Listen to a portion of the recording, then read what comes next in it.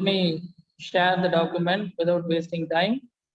Let's move on with the Great Indian Bustards, the final part. Okay.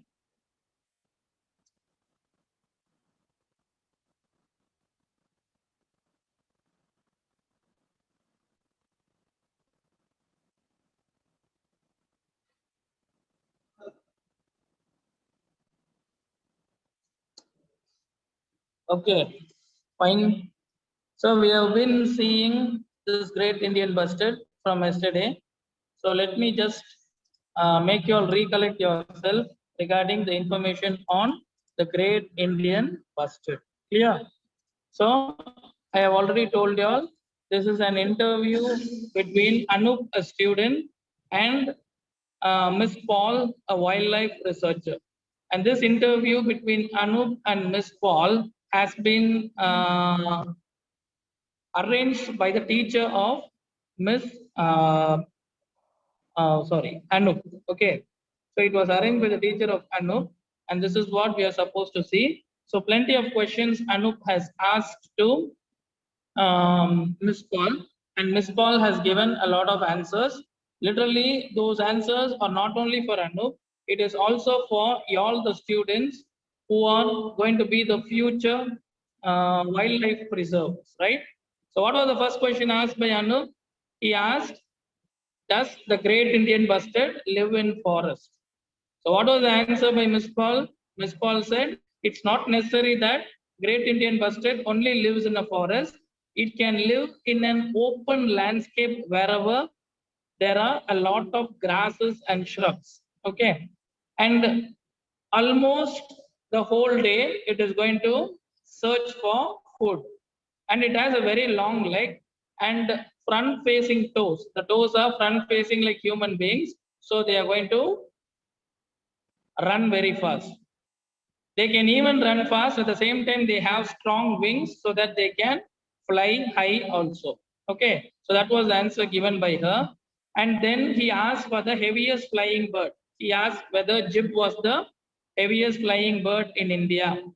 So Miss Paul said, yes, obviously, in India, the Great Indian Bustard is the heaviest of all the birds, and it can weigh up to 15 kg. But when it comes to the whole world, it is the Kori bustard, uh, which is in Africa, which is the heaviest of all the birds. It can weigh more than 18 kilograms.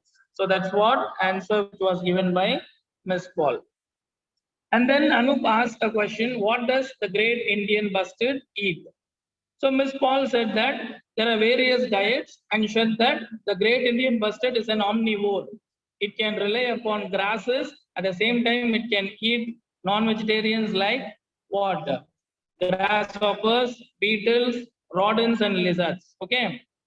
So it depends upon the season. Okay. So it can eat grass, seeds, agricultural crops like groundnuts and millets. At the same time, it can eat grasshoppers, beetles, rodents, and lizards also. Okay, and it breeds. It breeds means what? It hatches eggs during the monsoon season because it has plenty of food to eat at that particular season only. Okay. Then Anup asked, I read that it lays egg on the ground. Usually, the Great Indian Bustard is not like the other birds. It doesn't build any nest and lay eggs, hatch eggs.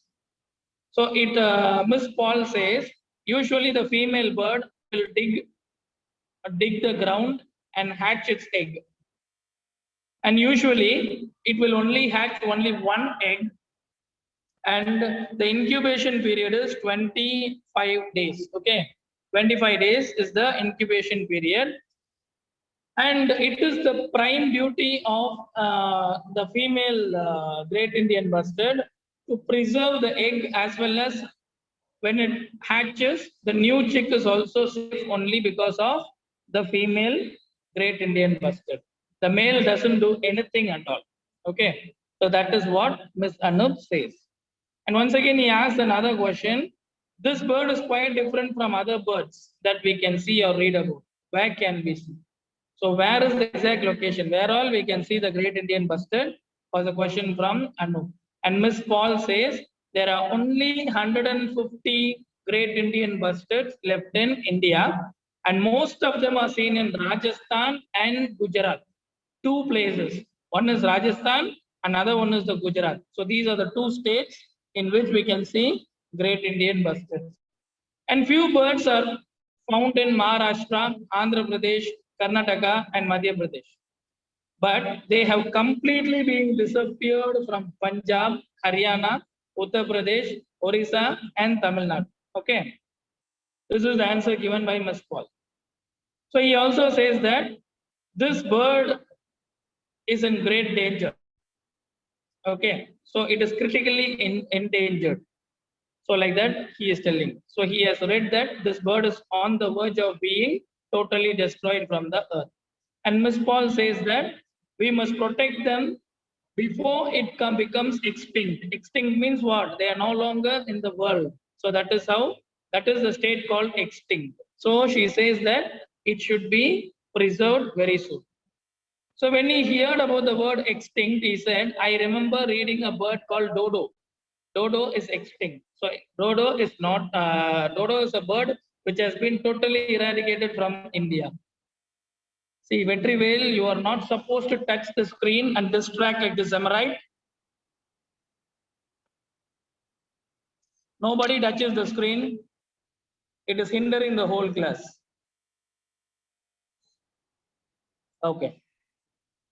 So he says he has heard that dodo bird is totally gone. So it is no more in the world. Does this really happen with the jib, the great Indian bustard? So he's asking like this. So great Indian bustard also, will it be totally eradicated from India? Like that he's asking. So Miss Paul says that it could happen because there are only 150 birds there. The students like you, not only Anup, they are talking about you all also. You will only be able to see the pictures of the bird and never in reality. So one day is going to come. So totally great Indian bustard is going to be not seen throughout the world. And only way you can see it is going to be through the image which is given, okay, in the Google or something. So that's really a big threat, right? So on your right side corner, there is a bird called dodo. Okay. Why? What happened? Why is it totally being devastated? So this is the question which is asked by Anup. And Ms. Paul says that there are several reasons, particularly in Pakistan, what do? They hunt these birds. And in India, poaching is still practiced. What is poaching? Hunting up illegally. Hunting illegally the wild animals and the wild birds. So that is still practiced in India. And also, there is a sharp decline in the natural habitat of this bird. So we all know that it lives in a flat, plain landscape with grass on it. But literally, plenty of land has been, the forests have been wiped out for the sake of agriculture. And the mechanized farming. So mechanized farming means what? They started using the tractors and all the modern devices. So the great Indian bustard can't live in those areas in agricultural lands because farmers will chase it off because it will wipe off all the crops. So that is also one of the reasons. So this is what Miss Paul has said. So far we have seen. Is there any doubt until this, my dear children?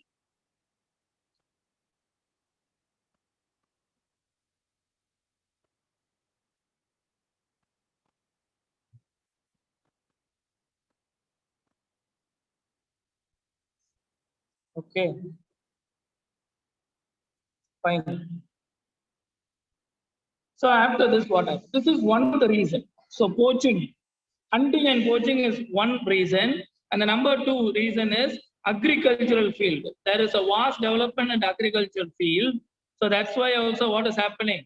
So this great Indian bustard couldn't live in countries like India and Pakistan. Then see, then there are some more reasons that may surprise you. Dogs are a major threat to the great Indian bustard. As I have mentioned earlier, the great Indian bustard lays its eggs on the ground, and dog often eat the eggs. Okay.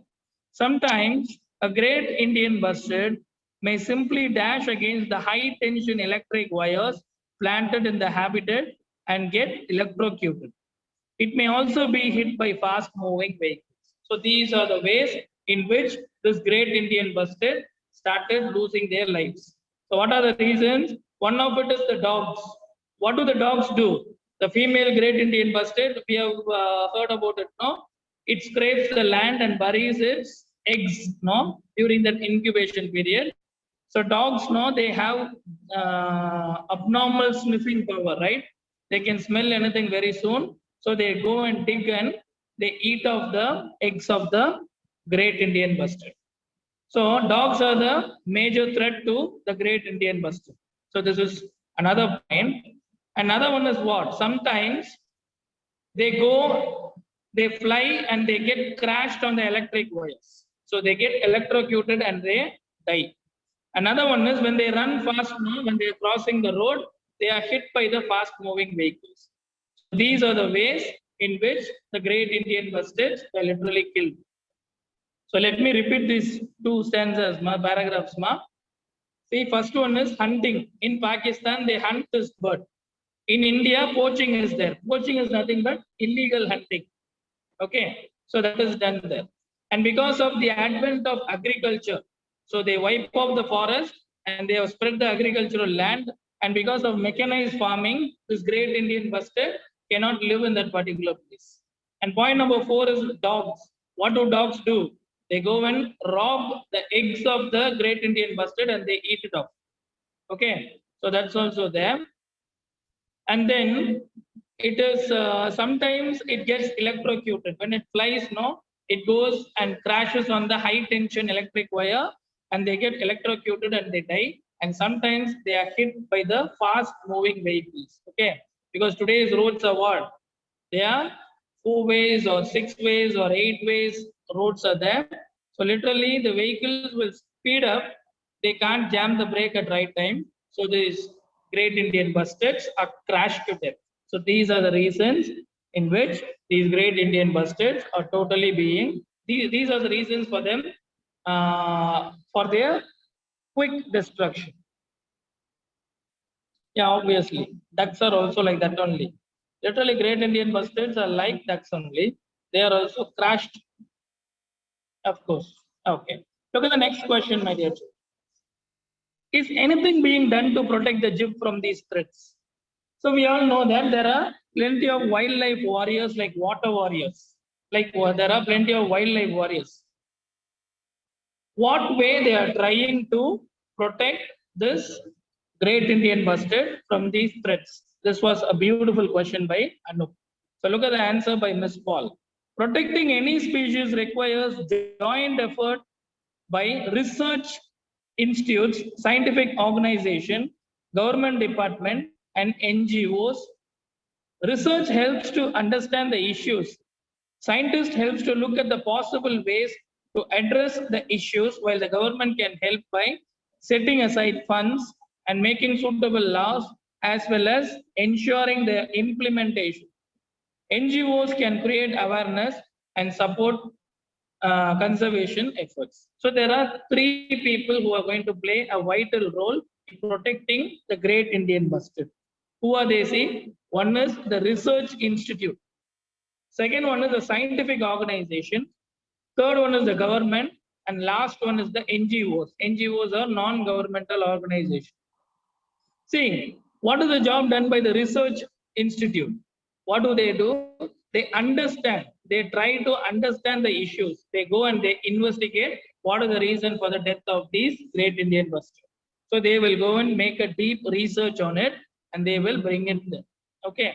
Then the scientific organization, what do?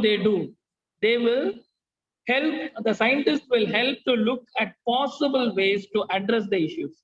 They will see how to rectify the problem. And what is the duty of the government? The government will set aside some funds. They have to provide some fund for the research team and the scientific organization, right? And what is the role of the NGOs, the non-governmental organization? They create awareness and support conservation efforts. They create awareness. As I said, no, 4 years ago or 5 years ago, they said only 32 tigers are there throughout India. So save tiger. So that was the campaign which was taken by the NGOs.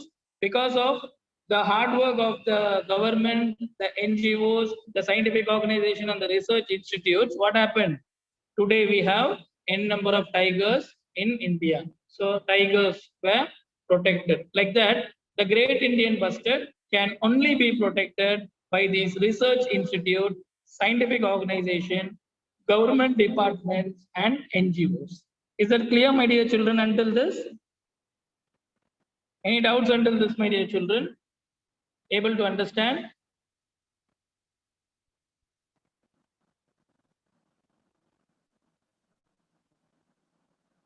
Okay, fine. Now see, this is the very important part of this entire story, my dear children. Can students like me help in any way? Look at the beautiful question by Anna. What can we, the students, I mean you, the students, can help in any way? How are y'all going to help?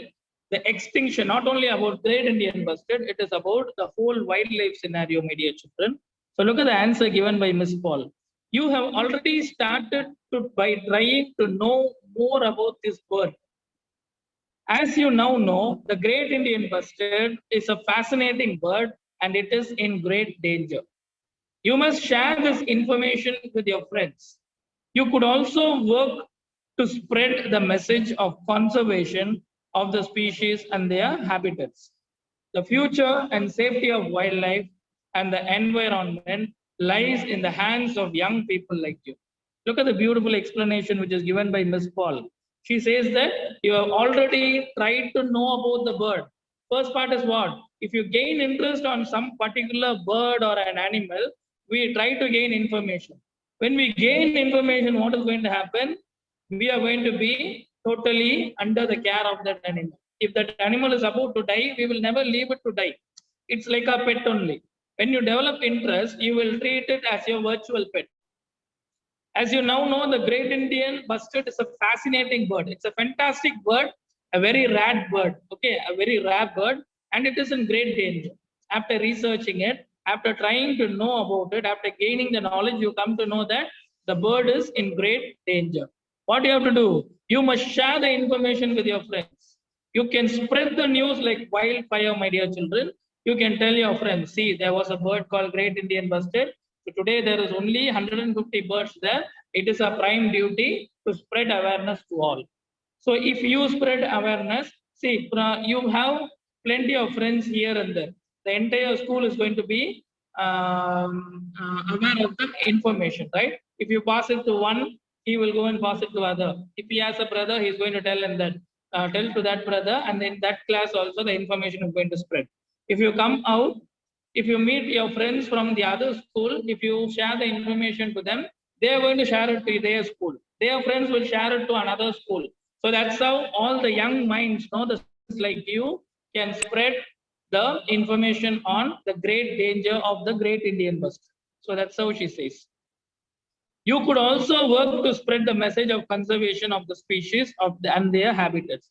We can also speak on the conservation, how to protect the Great Indian Bustard. Okay, the future and safety of wildlife and the environment is in the hand of young people like you. It is the duty of y'all, my dear children. Y'all have the responsibility of saving the wildlife and the environment because you are the young and talented children, right? That is your prime duty. Will you all do it, my dear children? Not only the Great Indian Bustard, there are plenty of wildlife which are endangered species. So it is our duty to spread the message to all. We have to treat everything like human being. Fine. So that's how we can prevent these animals and birds being endangered.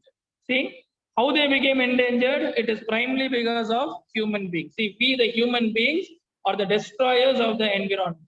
If you all are aware of these particular things, when you all become adult, no, you all can stop these sort of things. Okay, you all can prevent it. Who knows? Plenty of you all.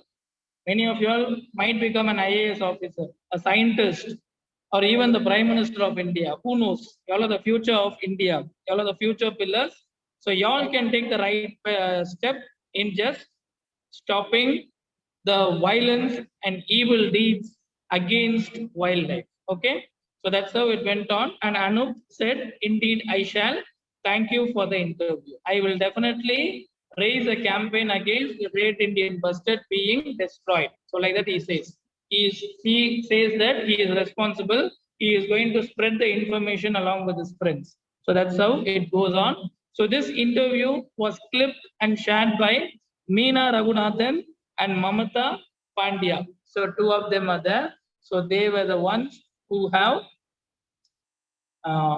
edited and printed this in this particular book. Okay. Is there any doubt with the Great Indian Bustard, my dear children? Is it easy to understand? Is it easy? Are you able to understand, my dear children? Any doubts there? Okay. Super. Nice. Thank you, Rimsha. Thank you, Rida. Thank you all. Salvia, Angelin. Good. Fine. You are very creative children. So that's why you are understanding it really well. Fine. Before we could move on to the book back exercises, so here are some important facts which you'll have to know. The International Union of Conservation of Nature is the global authority on the global authority on the status of natural world and the measures needed to safeguard it. The IUCN Red List helps us to understand at what level of risk a species is. As per the Red List of 2011, the Great Indian Bustard is a critically endangered species. This means that it faces an extremely high risk of extinction in the world. See, the International Union for Conservation of Nature. So this is the global authority. This is the global authority which works on the wildlife. They only will counter it. So they will bring certain species under red list. Red list means they are critically endangered. I have told you all what is critically endangered. They are very soon going to be extinct. They are going to be no more. So in that list, as per the list of it in 2011, the Great Indian Bustard is a critically endangered species. We don't know whether they are at least saved or not, or they are totally extinct now, because 11 years, exactly 10 years before this year. So 10 years ago, this was written. We don't know. God only must have saved this Great Indian Bustard. Okay, fine. Coming to the book backs, we are going to see about Meena Raghunathan. Meena Raghunathan is the one who has brought us this information. So she has worked as an environmental educator for close to 20 years. So for close to 20 years, she has worked as an environmental educator. So she educates you, the students, the college students, etc.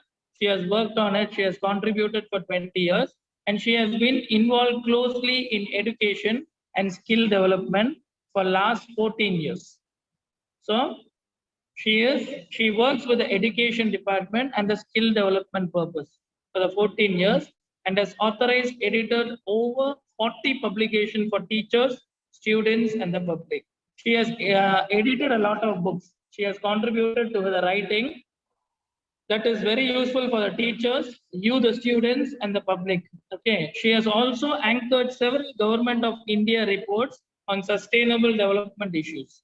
So she has anchored several Government of India reports. She has helped the Government of India in providing reports on the development issues of wildlife. She writes for children as a hobby. Her hobby is writing for children, because you, the children, are going to spread very important information very soon. You all are the ones who can understand everything, because you all are very curious, right? Then we have another editor. Her name is Mamata Pandey. She has over 30 years of experience in environmental education. 30 years of experience she has, my dear children. It's a very wide range of experience and instructional design. She is now an independent educator, editor, and author. She is a freelancer. We call them as freelancer. So these are the two who have brought us this wonderful interview on Great Indian Bustard. Fine. The question answers. So here, since it is a supplementary reader, you will have few questions that will be very soon shared to you all through Google Classroom by Principal Ma'am. Okay. The ones who have posted the poster making, very good. It's very creative. The ones who haven't posted it, please take it as an opportunity and do complete it by today afternoon or tomorrow morning at least. Right? See, these and all will add to your internal marks. So be careful while you're doing this. Okay.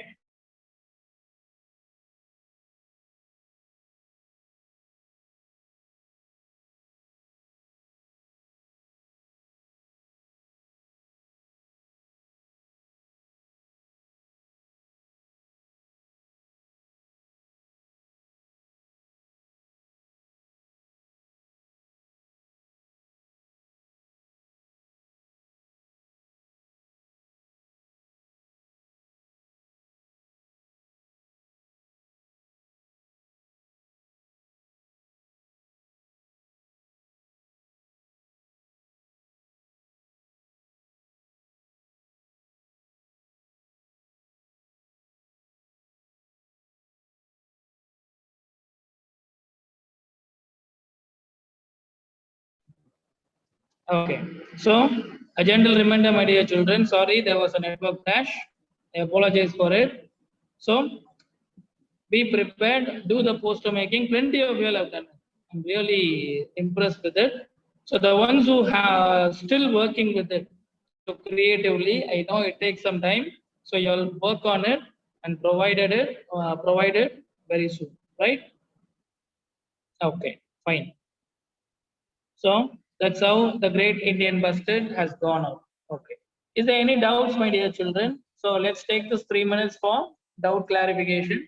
Is there any doubts regarding this lesson? Not only this lesson, the previous ones or anything. You all may ask right now. So definitely it will get clarified. Okay. Pugalandi says there is no doubt. Very good. But still, if some doubts are nudging your head, please do ask it. We are here to clarify it at this moment, my dear children. Did you see our activities? Definitely, I have seen the list of the ones who have uploaded it. So on the whole, I have set a time, right? After the time is over, I will download everything and I will look into it and definitely get back to you. I will give my comments regarding it. Don't worry about it because it's our prime duty to look into it and encourage you all. We have to draw poster or do in computer. You all have to draw a poster, my dear children. It's not a computerized thing, right? Afzal Raja, you have to do it by your own. So that's how we are going to do it in the exam also, right? Today I will send it. Okay, fine. You can send it today, ma. What poster? I don't know about it. Ritvik Saran, go and read the Google Classroom homework for yesterday. You will definitely get the answer of it. So be updated, my dear children. Be on time. Don't skip classes at any moment because every class are very important. Subject verb agreement is there in the portion. Obviously, it is there. It is a grammar element which has been included there. So definitely that is going to be.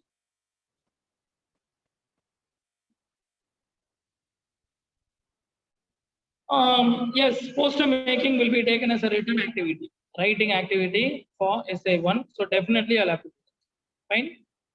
Internal marks are there now for 40 marks. You'll be writing the examination for 60 and 40 marks will be based on your speaking, reading, listening and writing activity, right? The LSRW. So writing here, we might consider this creative article because there are some writing involved there, right? Your creativity plays a very important role. So definitely it will be taken for marks. Don't worry. Water pollution, yes. Your posters are going to create a lot of awareness, right? Who else can raise their voice regarding air pollution and water pollution? It is your prime responsibility, my dear children. Will you show the best poster in the class? Obviously, I'll plan to show everything, but I'm not sure. I can't give you promises. But anyway, If I am there, definitely I might show everything to you. Okay. Yeah, very soon the portions will be shared by ma'am, the Google Classroom. Don't worry about it. Any other doubts? Okay. Thank you very much. Have a great day, ma'am.